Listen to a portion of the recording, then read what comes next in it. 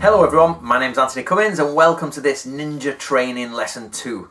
Today we are working from the Book of Ninja and we are going to be working from page 36. Now today we're going to be discussing the kanji for Shinobi. Here's the kanji.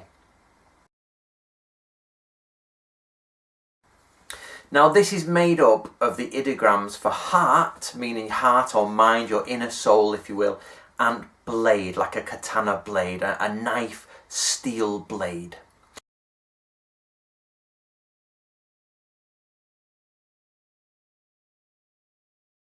So I'm going to read to you first, then we're going to discuss the different parts. So here we go, page 36. Shinobi, the heart of an iron blade. This chapter is titled Shinobi. While in China, these sets of espionage are known as kan, cho, saisaku, yutei, and even kansai. However, in our country, the ideogram shinobi has been used as it has a deep meaning underlying it. Without realizing the meaning, it is difficult to even step onto this path. Therefore, this chapter is entitled The Heart of an Iron Blade, and discusses the reason why the word shinobi is used. First of all, the character for shinobi consists of a blade and heart. Why was this name used for these skills? It is because the entire system of ninjutsu is aimed towards bravery and valor. Therefore, those who have set their mind on this path should single-mindedly try to achieve bravery. Now, what does that all mean? Okay, so what we have here are two parts of a word. In English, of course, you get words that are joined together and have come from different areas.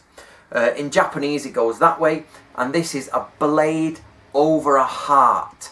Now, there are many interpretations to this. The original kanji comes from China, of course, and predates the ninja by a long time. It originally means to hide something, i.e. to hide inside your heart, to hide, to conceal, or it means perseverance. There's a Japanese word called kannin, which has this as a component and means forbearance, perseverance, to endure those things what you can. But this also means living with a knife to your heart, living in danger if you like, or to have a heart made of iron, i.e. you have natural emotion, but you subdue it for your ninja mission, because ninjutsu is a very horrific path. It's very, very cruel. It can be twisted.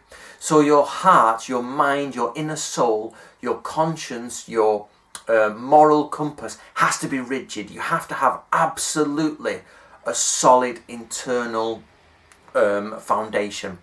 It's okay for a warrior or a frontline soldier to go out there and have less of a strong heart, in the sense that they can just have brute courage. It's called this, there's a thing called brute courage. They can have courage of the blood, where they can just go out shooting, killing, and in the moment be courageous. Shinobi cannot have that. They have to use very, very subtle means. They have to use a very strong internal pole, if you will. It says in many manuals that shinobi should be intelligent inside and look stupid and soft outside. So when you're off, you've got to imagine you're off in enemy territory. You've got your secret tools with you, or you're going to steal tools when you get there, or make tools in the forest from the surrounding equipment and resources. And then you've got to do your mission. Or you've got to infiltrate deep into the enemy in overt. It might not be covert, you might be overtly inside the enemy's place, pretending to be someone else. You have to have a very, very strong and controlled internal guide. In your mind, you speak with two voices. You have internal dialogue always. In the Bansenshukai, this is called the principle of heaven and the principle of man, or the mind of man, and we will get to that later on. But for now, you've got to understand you have a dual dialogue going inside your mind. You have to grab that and take control of it. You have to expel the mind of man, and you have to use only the principle of heaven. And then you have to use the 5 virtues of benevolence, righteousness, courtesy, and there's 2 more. We'll go through them though. They're another video. And once you've got all these together in a single core, in a single operation, you can go out and do your ninja mission. So when you are training in ninjutsu, you've got to take time, every time you train, to realise that it's about tempering that heart inside. And by heart, we don't mean, just the physical muscle here and, courageousness. We mean the mind as well, because in Japanese, heart means mind. It's the soul inside of your consciousness. So training in ninjutsu means perfecting your internal works. So all this idea of climbing and ladders and grappling hooks is great and it's interesting, but it's not really ninjutsu. They are the branches.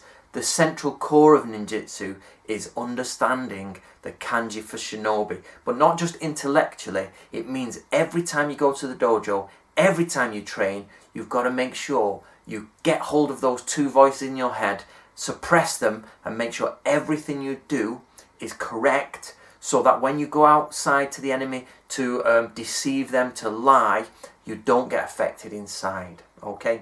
So that is the kanji for shinobi. We'll leave that there and we'll move on next time to brute courage and normal courage.